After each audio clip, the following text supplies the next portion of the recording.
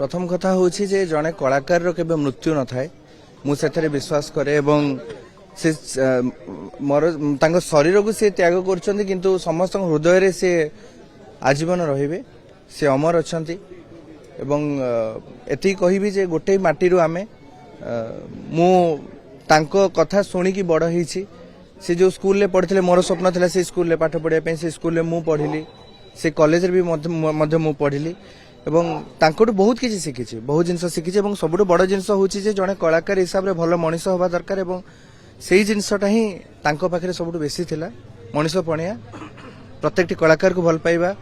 प्रत्येकटी दर्शकों को भल पाइबा ओडिया सिने जगत को जे धरी रखिथिले तांको कांधरे निश्चित भाव में आम पाई गोटे अपूरणीय क्षति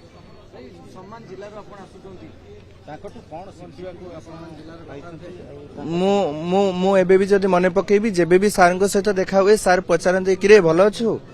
आउ मुड़ी आनीनु तेणु बारिपदा प्रति तांकर भल पाइबा एवं सम्मान जिला जेते कहले तेणु माटी प्रति तांकर भल पाइबा थिला से केवल नुहे जे सिनेमा जगत को लेकिन संश्लिष्ट थिले से एबे भी जेबे भी बारिपदा जाउथिले तांकर जति पुराना बंधु अछंती तांको सहित मिसंती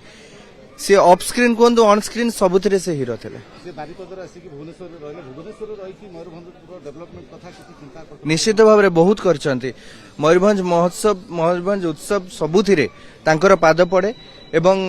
सबु बेले कहती जे तम मानकर जहाँ भी असुविधा अछि मते जणाओ मु आगो को ठिया बहुत कलाकार को बारिपदारू आनी मयूरभंज माटी आनी